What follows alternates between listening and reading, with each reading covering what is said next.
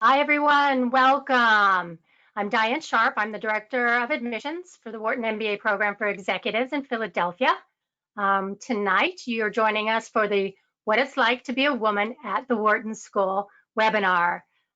We have an amazing panel tonight, but first I'd like to turn it over to my colleague, Barbara Kraft. Good evening, everyone. Thanks for being here. I would be remiss if I didn't say a few words about the program. Diane and I are well underway with recruiting for our next class that'll start the end of May. It's definitely not too late to apply. Our application deadlines are December the 2nd and February the 10th for that class that starts in May. It is a 2-year program, and we are one program, 2 locations. So we'll take a cohort in Philadelphia as well as San Francisco. We're one admissions committee, and our students will attend class every other weekend for the 2-year period. We all start together, and a little later in the first year, by the way, the first year of the program is the core of the program. A little later in the first year of the program, the Philadelphia class will come to San Francisco for a week-long marketing simulation class. And again, in year 2, our classes mix and merge for our Global Business Week, in which we offer 4 different locations for a global business trip, and which is a ton of fun and very rewarding. So first year of the program is primarily the core. We ask that you choose a coast for year 1, and then year 2 is all electives. So you can switch coast if you would like on year 2. Well, with that, I encourage you, if you have questions about the program, to schedule a chat on our website with one of our admissions advisors, and do stay engaged and take a look at our website. Aside from this event this evening, we have a lot of other fun events and activities coming up. And with that, I'm going to turn it over to our panel to start introducing themselves. Hi, good evening. My name is Jamie Miranda. I graduated from the San Francisco campus in 2019, so as part of SF 43. And I am joining you tonight from Las Vegas, where I'm the Vice President of Hotel Operations at the Venetian. Wonderful. Hi, everyone. My name is Lejem Cambridge. I also graduated from the San Francisco location, actually this year, 2020. So bittersweet. It's wonderful to be here. I am also hailing from San Francisco, where I live, and I am a program manager at a healthcare technology called Verana Health. And I also recently became a venture fellow at an early stage seed venture capital firm. Great. And hi, everyone. I'm Angela Spey. I'm also just graduated this past May, but from the Philadelphia campus. I'm currently the head of access strategy for our vaccines portfolio at Johnson & Johnson. So basically ensuring access to our vaccines to the 4 billion people who live in lower income markets. Super excited to chat with you all tonight. Hi, I'm Shilpa Shiftasik, and I graduated from the Philadelphia campus in 2018. And I currently am at Viacom CBS. I'm the Director of Retail Marketing for our Consumer Products Division, and I live in Manhattan. Thanks, panelists. So we want to make sure everybody who's watching knows that they can pose questions to our panelists in the chat feature that should be on your screen. But we'll get started with a few questions. So in particular, we're real curious, what was it that made you decide to get an MBA at this stage in your career, and in particular, a Wharton MBA? Any one of you can take that. Yeah, I'll go first.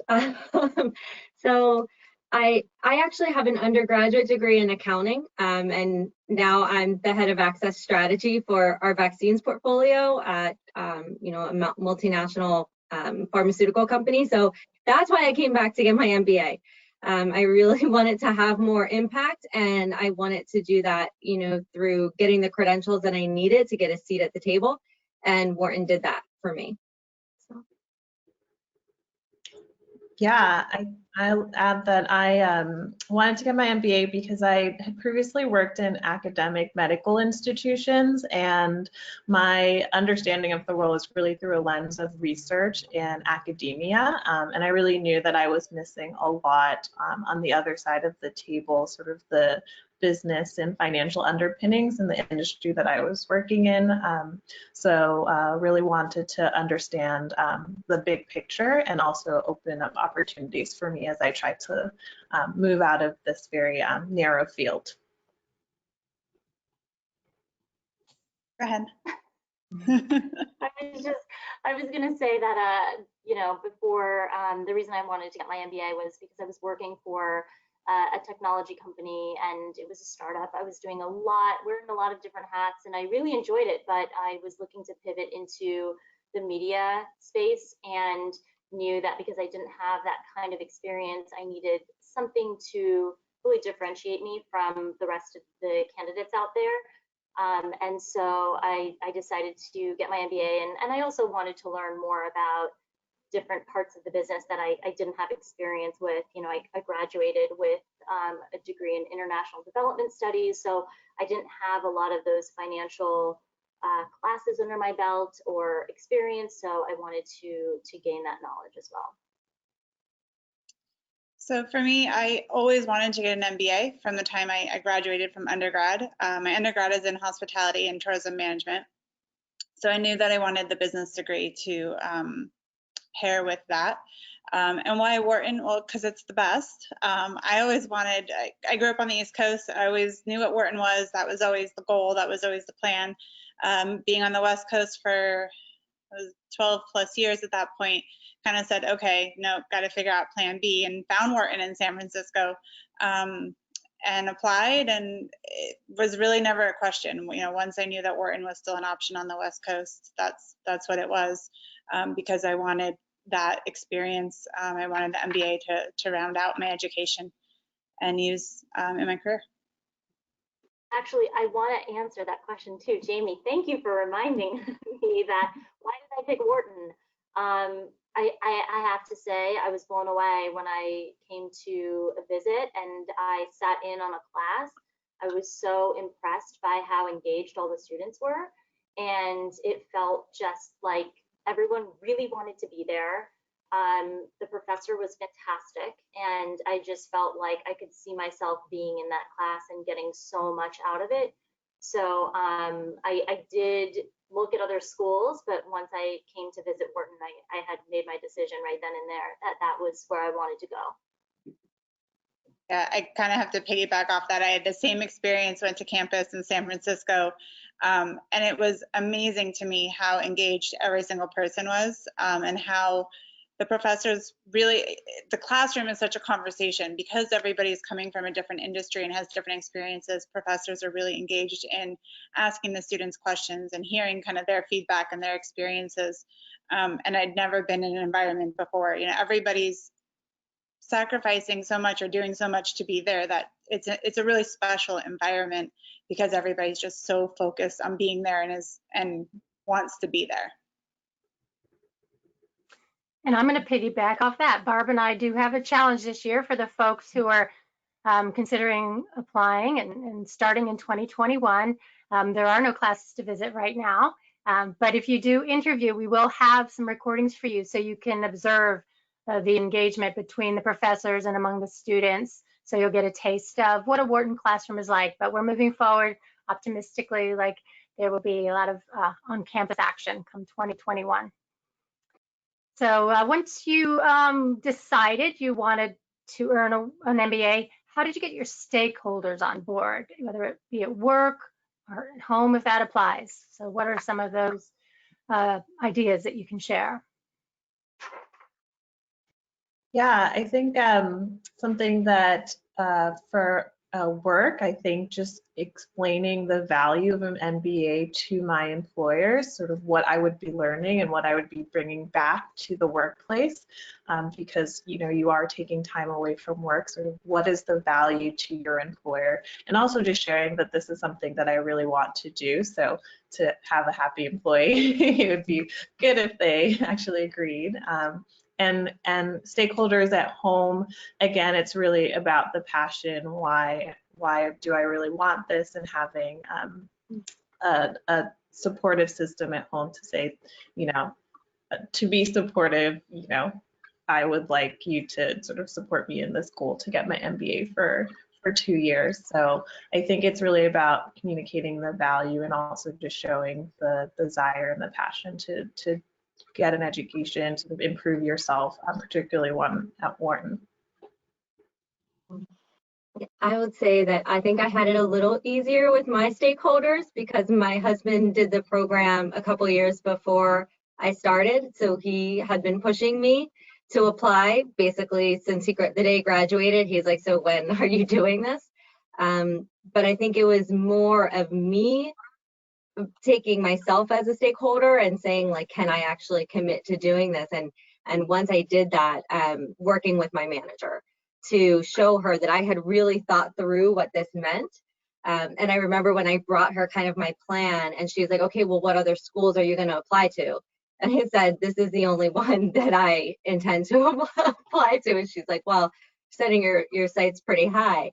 But we kind of we set goals, like interim goals. Could I get a certain score on the GMAT? And then she would kind of take my application to the next level within the organization. So by the end of it, she really became also my champion in the organization to make sure that there was full support for me when I finally got my acceptance letter. For me, I had been speaking with my boss for quite a bit about looking for a new challenge, being ready for growth. And he was completely supportive, but really didn't have a lot of things to feed me at that point. So that was part of why I started to think, okay, maybe now is the right time for an MBA. So when I approached him, I think he realized that I was kind of buying him 2 years, that I was, going to kind of bring this other thing into my life to focus on and challenge me, intellectually and in every other way. And so I think he was very supportive and because he realized that meant that I wasn't looking for another job. So it was stability. And I honestly really don't remember the conversation with my husband. I have to go back and ask him about that one. But he was really supportive. I mean, he came up with me to see the campus. I think that was a big thing. I know you can't do that right now, but he was very supportive also in understanding that this is what I wanted, what was important to me. And also kind of, I gave him very much a now or never pitch, with the sense of kind of I have 3 little kids, so kind of how old they are and how it made sense in our roadmap with them at the age that they were at versus waiting until they got older. So. Yeah, and for me, I was lucky that my boss at the time had gotten his executive MBA at a school that is not great. I won't even talk about it, but a different school. And I talked to him about, what I wanted to do and showed him actually the different classes that were being offered and how I could bring a lot of that knowledge to my current job and in real time, which I think is what makes the executive MBA really special, is you're learning and you can apply a lot of those lessons that you learn directly into your work and test it out and bring it back to class. And so I had that argument with him, and he completely supported me, and it was relatively easy from getting his buy-in. For my husband, he had also gotten his MBA. He did a full-time program years before, so he knew that getting an MBA was important to me. And I think what I learned from his experience, although it was different, was that bringing him in and integrating him and introducing him to my classmates and really making him a part of the experience was really important for me and for him. And so I think that's something that really helped getting his buy-in, is just letting him know that he's going to be a part of this journey with me. So it was pretty easy. So for those of you that did not come from a business background or specifically, or a quantitative background, with Wharton having a reputation, as being, fairly quantitative, did you feel that there were resources to help you or that you were supported? And how did you manage in the classroom, given the diversity of your background? So I can jump on that one. I do not have a quantitative background. I did, after I got accepted, Wharton strongly encouraged me to take some pre-courses, which I was like, wait a minute, I thought I had the next 3 months, whatever it was, to get my life in order. But so I did that, and I do think it was valuable academically, but also just kind of getting into a routine in the studying. But then once you're on campus on the West Coast, there is a gentleman, and hopefully there's somebody on the East Coast too, I'm sure there is, but there's somebody on the West Coast who really is with you every step of the way. He's a TA, every single class, marathon nights every Wednesday night, at least for my year, every Wednesday night. 3 hours. He was tutoring and kind of going back through the coursework, and just always available. I think he's an incredible asset to the program and really is supporting students to make sure that you're successful. Yeah, I heard Angela say that she studied accounting. I was like, oh gosh, because I struggled. I did. I had a tough time when I first started with accounting specifically, and some operations classes. I had no quantitative real classes that I had taken in undergrad, or even in my job. It was pretty basic, and so I would highly recommend that if you haven't taken accounting, take some sort of a introduction to accounting class, just because things do move quickly, and it is challenging to keep up, but the resources that Wharton offered was phenomenal. I did have a lot of opportunities to speak with my professor. There were resources from previous classes that you could tap into, but having a little bit of prep beforehand, which was something that they also suggested I do, was tremendously helpful. So, I mean, I survived, I made it through, and I learned a lot, but it was a challenge, but that's why I loved the experience so much. It's part of what made it so special for me, and it made me really grow. So I would say if you don't have that quantitative experience, it's totally fine. I am a case study of that whole thing. So you'll be fine.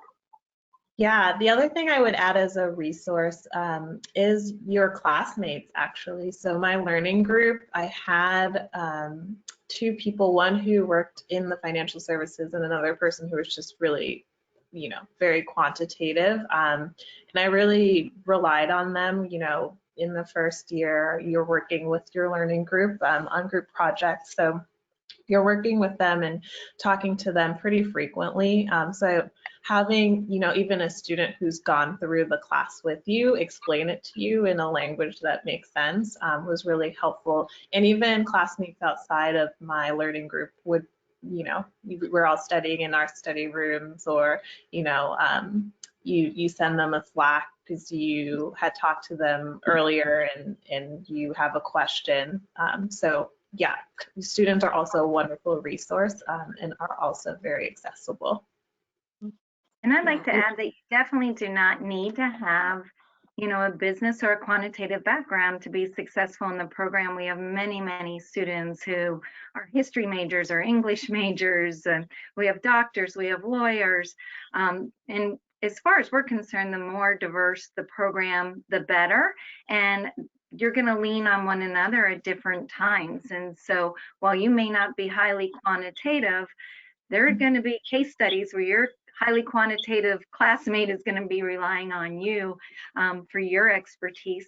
We also have a math boot camp up front to help support our students, as well as we have a pre-math online self-guided course that students can partake in too. So our goal is to make sure that you're really successful in the program, and we have the resources around you to help with that.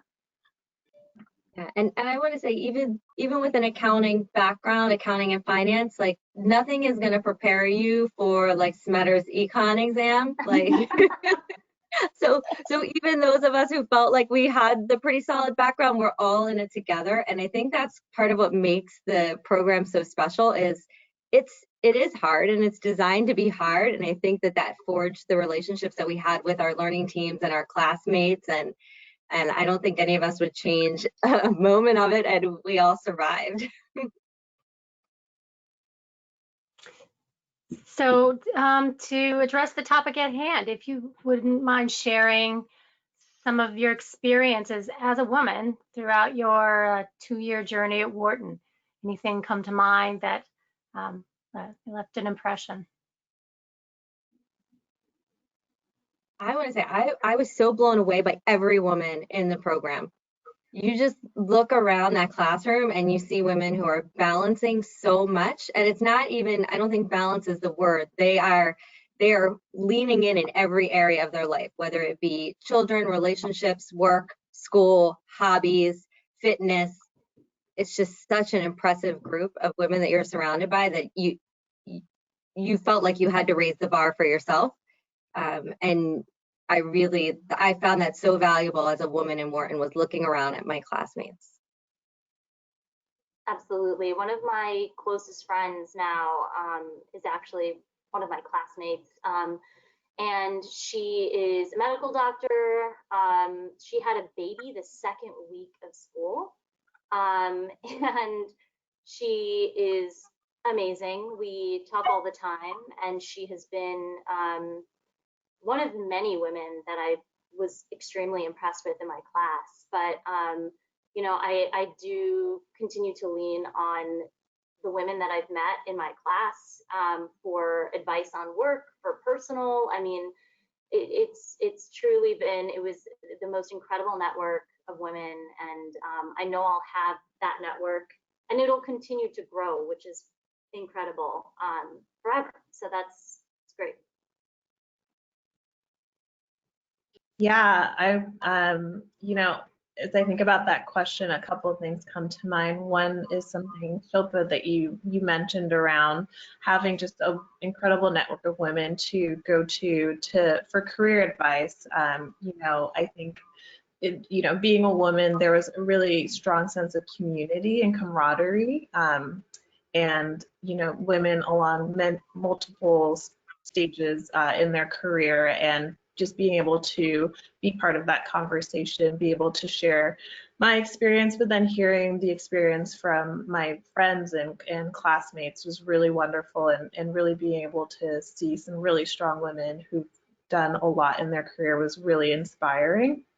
And then the other thing was around having babies. So in my class, I think there were 4 women who had children during the program, which blew my mind because I was frazzled the whole time, and I just could not imagine now also having a newborn. You know, they would be in class and then they would have to pop out to go pump. One of my classmates, I think, was in class like 2 to 4 weeks after she had a baby. So just really, really impressive women. And it, again, is just a wonderful sense of camaraderie and being in it together.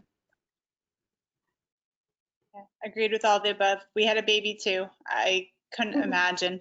And she was also back in the classroom, I think, within a month or so. I think the other thing, and everybody's alluded to it, but just really important to point out, it's a really positive environment. There's not, it's competitive, but positively competitive, and everybody's looking to support one another. And, you know, especially on, you know, on the women's side or group, but there's just very much positive energy and support.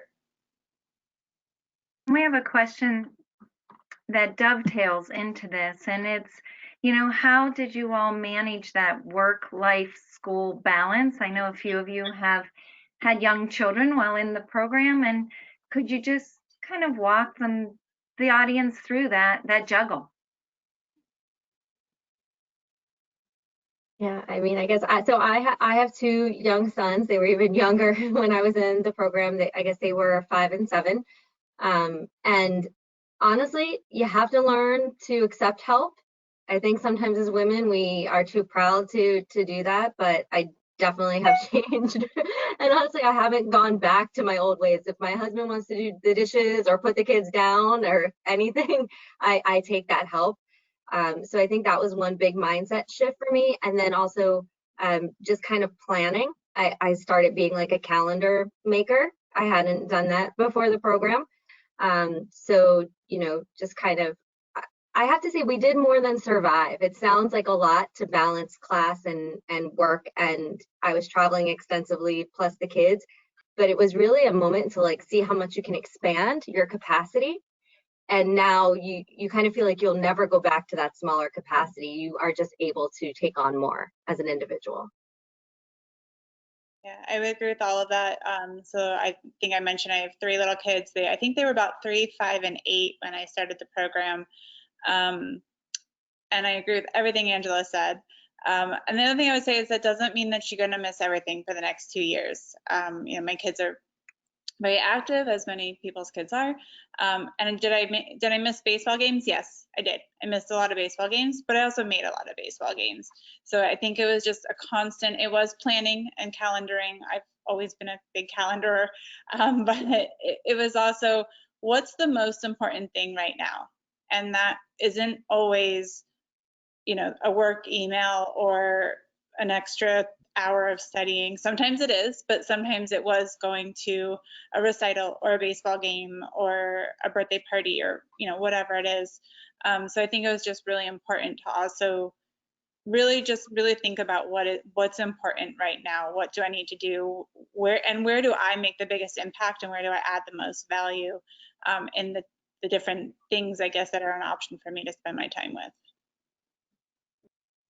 Yeah, something, in the same vein is being comfortable saying no or delegating. There are some things that you just can't do at all. And so understanding what's the most important thing to me right now. Maybe this week it's family, maybe this week it's work, maybe this week it's school, but just, being comfortable and accepting that you can't do it all, and just being comfortable with that no. And then again, delegating at work, it just becoming very comfortable with that. Yeah, and I think also just creating space for yourself, because there really is, it's a lot, right? You're working, you're studying, you've got a lot of assignments to do. But I will say that when you are on campus, when you are at school those weekends, they're so much fun.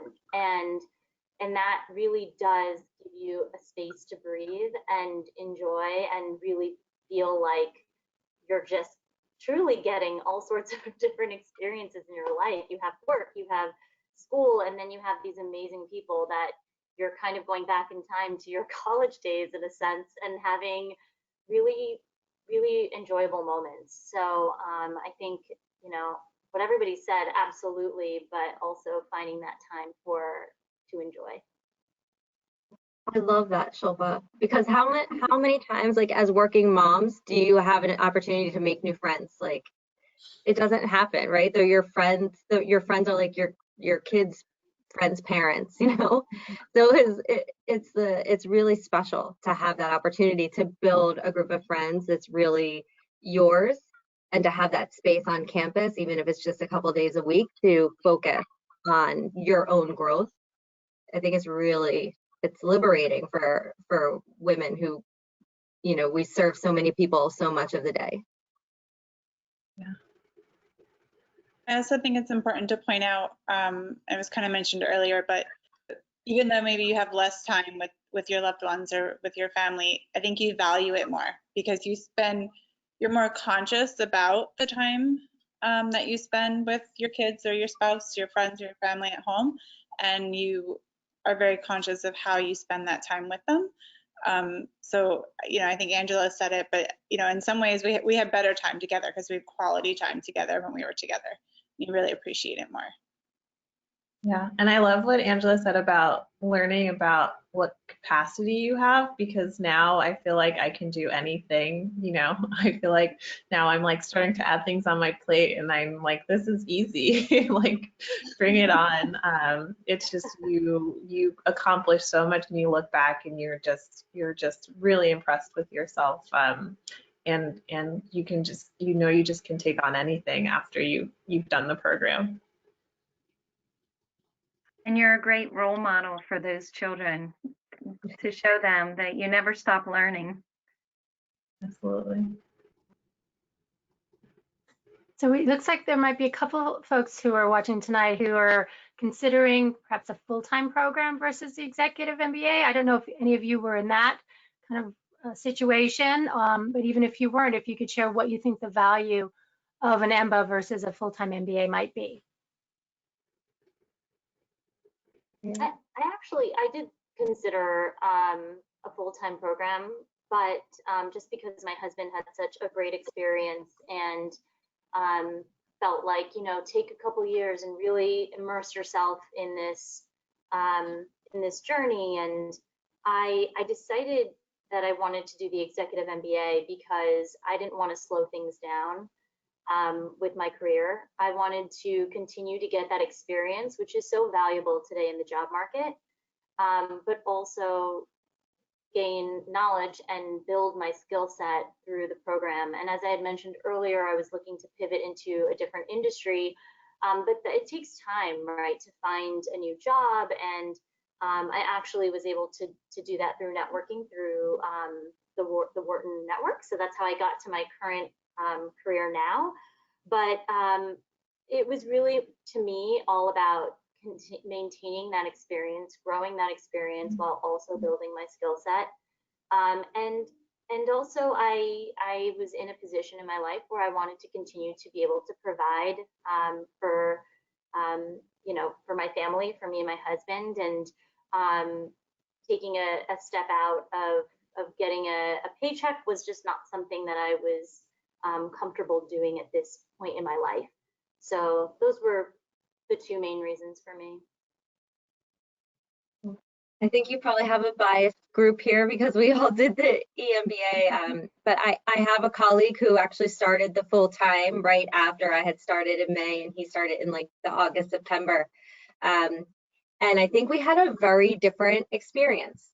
I think the EMBA, and Jamie, you said it, we're not competitive with our classmates. We're like, everybody's there to support each other and really share your network with each other and your knowledge and like open up your world to your classmates. And I don't know that he was getting that same experience in the full-time program.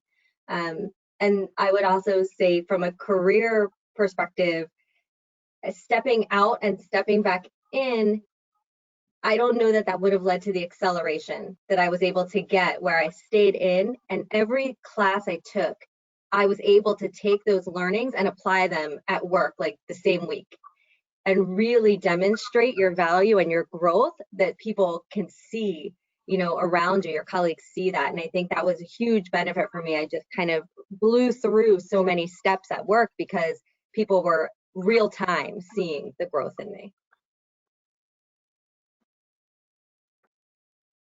Yeah, in the executive program, you all need to be fully employed throughout the course of the 2 years, so you're not competing for jobs against one another. In fact, I would say yeah, just a big part of the value I think is, and I didn't look at full time, that was not really something I was particularly interested in, but to me, I think a big difference is the cohort and the people that are around you.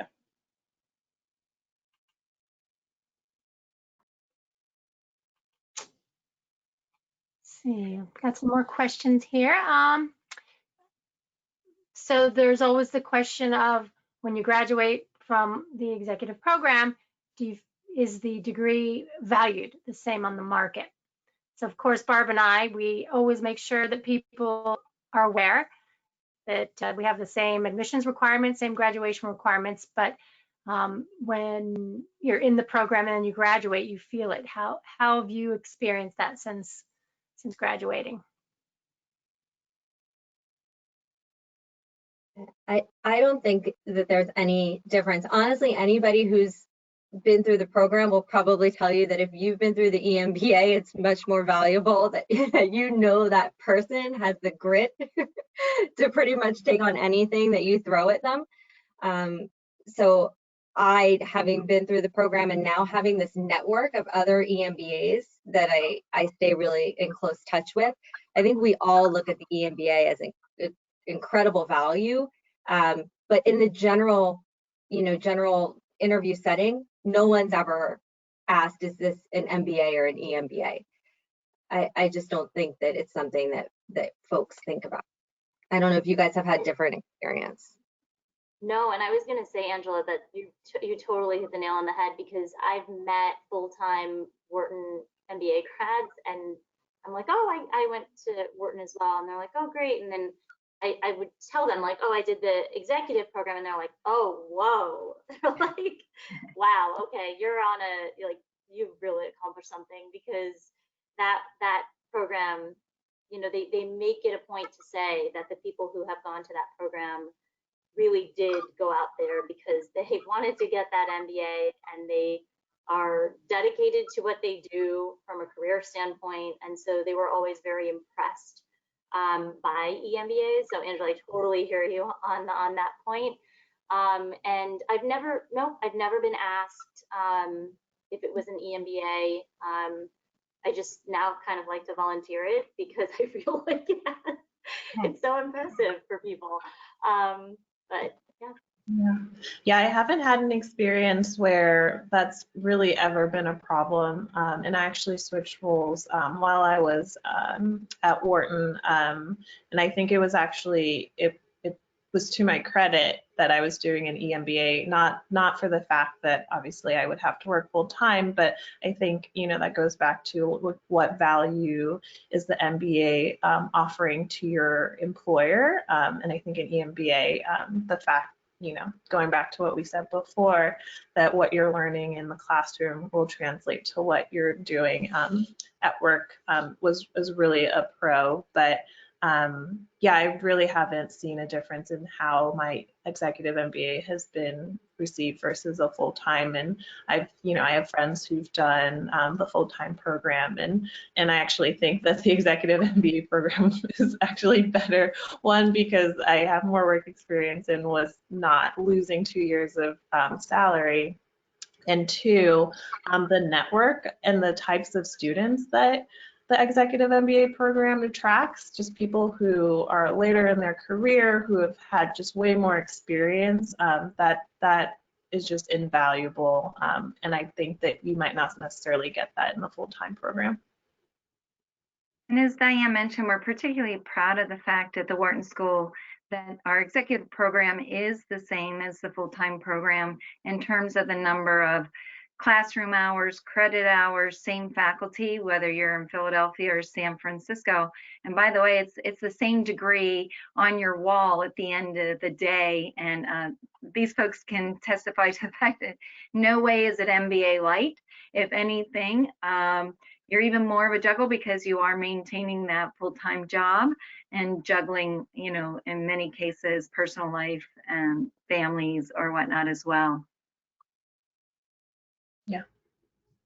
I had a question about the network, and not only the network of the women in your class, but the alumni network, or how you have remained connected with other Wharton women, whether in your class or other alums, and just how you've remained to stay engaged and continue to be in touch with one another. Yeah, we started using Slack during my program, and we still do that. We still have our Women of Wharton Slack channel that is relatively active. So as a sort of a cohort of women, we stay together through that channel, and just through the friendships that I've made, have been able to really stay connected. And in terms of just the alumni network as a whole, if I have a question about, a certain company or run across somebody within the alumni network, just having that that shared experience has been wonderful to connect with new people. I always thought that Slack channel was really neat that you all started, Lejem. In particular, I remember some of your classmates telling me that as women, when they would encounter challenges at work, you would be slacking each other. How do I deal with this? And everyone would, people would chime in and give advice, and it'd be a great way to get advice in a very objective manner and supportive manner. Absolutely, yes. It's really, and again, it's from women from all different backgrounds, different industries, different years of working experience, different personal lives. So you really do get a perspective from every angle without judgment. And people, it's not one person who's asking the same question. It's everyone is contributing to that conversation. We maintain our WhatsApp. I think on the East Coast we're WhatsApp lovers versus Slack, but we have our women WhatsApp that we still maintain as well, and it's the same thing. It's a really supportive, uplifting network where you can put questions that you have or issues you've encountered for advice professionally, personally. And I'd also say that I have a few Wharton or WEMBA alumni women in my life who they helped guide me toward choosing Wharton, and they continue to guide me in my career. And I just think it's the type of woman that you encounter in the WEMBA program. And so now, having gone through the program, I realize why these women were so incredible and helpful. And I always wondered, like, why do they care so much about my well-being? And now that, I've been through Wharton and I have my group of girls that I'm like, anything, you just drop it and you do what you need. You kind of are indoctrinated to become a WEMBA woman. I love that, a WEMBA woman. We have a WhatsApp, and we also had a group me. And, it's been only 2 years since, or 2.5 years since graduating, but it's feels like it was so long ago, and time has gone by so quickly. But I do actually have a standing weekly meeting with a group of my closest friends. It's 5 of us. We do a Zoom chat actually every Wednesday night. So I had to cancel tonight, but we are very much in touch, and it's really been a place for all sorts of help when it comes to professional or personal. They've really been there for me. And I think also, at this stage in my life, I'll say it is hard to meet people that you really connect with. And being in the WEMBA program gave me the opportunity to, I've changed a lot since I was in college. I'm a totally different person now. And so it gave me the opportunity to meet people and meet women that are similar to me, or that have similar interests to me or goals, and that I could really relate to and connect with on a deeper level. So that was something that I think was really special. And those friendships I know I will have forever. I'm certain of it. I would say also, same thing, the chat group on West Coast, but we're also in WhatsApp. We were in Slack during school and then transitioned. But also that, I've got a classmate who actually was from the East Coast, but we really hit it off in a couple classes that she came over to the West Coast for. And we talk once a month. I actually canceled on her tonight. But we talk once a month, and, she's actually launched her startup while she was at school. And so we talk what's going on in her world, both professional, what's personal, what's going on in my world, what's going on in her world. We're very different worlds, very different industries, very different family situations, and you're just always available. My background is very much customer centric, and so that's something that she doesn't have a lot of experience in. And she said, "Hey, I have somebody who's now, this is what they do, and can you talk to them?" I said, "Sure." So I did kind of a customer one-on-one, 101 intro for one of her first hires a couple weeks ago, maybe a month ago. But that's just, I think, what it's about is, keeping the connections and being available for one another and supporting one another in every single facet of your life. It's kind of, no judgment. Here's what's going on. You know, I need help, or I just need to get something off my chest, or whatever it is. You know, availability. That's great. We have a question about, have any of you changed roles from the time you started the program or pivoted, been promoted? If you could share. Yeah, so We all did, right? oh, yeah, probably. Yeah. Well, I'll just sort of reiterate, I mentioned a little bit earlier that I switched companies while at Wharton during my second year, working from University of California, San Francisco academic medical institution to a startup technology company, granted healthcare technology related, hence the overlap there. And again, I think having this MBA experience, having, you know, the first year classes, having that sort of strong business foundation and operational foundation really helped with that transition. And I think it definitely helped, you know, accelerate my transition to a new industry. Having Wharton on my resume, even though it was, you know, MBA candidate, not quite MBA yet.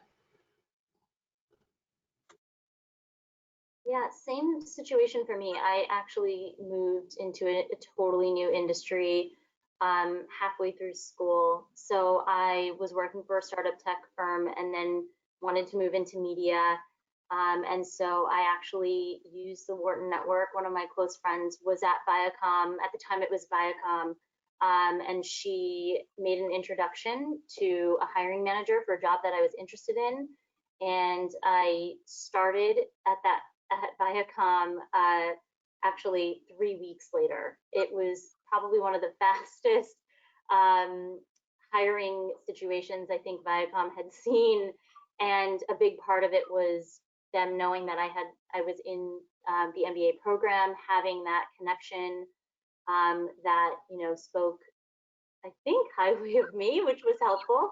And then actually when I graduated, I really wanted to move into, so I do marketing currently, or I was at the time doing more business to business marketing for Viacom, and wanted to move over to the business to consumer side. And so I made a transition into retail marketing, which is where I currently am. And the Wharton MBA was definitely brought up in my interview. It was of interest to my boss at the time, and actually one of the EVPs set aside 30 minutes to talk to me about the executive MBA and whether or not he should get one. So it was, and I said yes, he absolutely should. So it was definitely, there were opportunities of transition and moving around, and it's all Wharton. Yeah. And you know, I came into the program with accounting and finance background, but I knew I wanted to move into the business. And so I had started to do a few stretch assignments at work while I was doing my MBA. And then I took the executive leadership class where you kind of sit down and you write out your vision for your career. And so I decided to share that with my boss over dinner one night for a one-on-one. And he looked at it and he's like, well, why not now? And I think before Wharton, I never would have had the courage to say like, yes, like, okay, let's do this, because I would have said, but I don't have this and I don't have that. But I was caught up in Wharton and you know, feeling like Superwoman. So I was like, yeah, sure, now, you're right, let's do this. And so I moved over into, you know, the role, well, I started to transition toward the role I have now, heading vaccines access. And I have no background in vaccines, and I have no degree in market access, but I have a Wharton MBA, and I had a group of people who believed in me, and I believed in myself at that moment. And so, yeah, all Wharton, like Shilpa said. Similar, I also was promoted actually a couple months after I finished the program, so same company, but also had made it very clear that it was a promotion that I wanted and that I was working towards. And I think, you know, the Wharton piece was the feather in the cap. And I've been with the company for close to 15 years, so I think there was a strong understanding of kind of what I could do and what I was about, but the Wharton was the feather in the cap of, okay, she's ready, and look at kind of what she's done and what she's bringing to the table.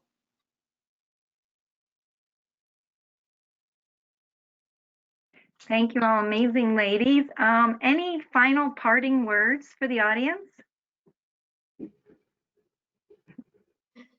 I'd say just do it if you're thinking about doing it. You know, I think, was it Jamie who kind of said, like, it's a now or never moment. You know, I think we've probably all felt like that as we pulled the trigger on that GMAT or that application submission, but I think we all are happy that we did it.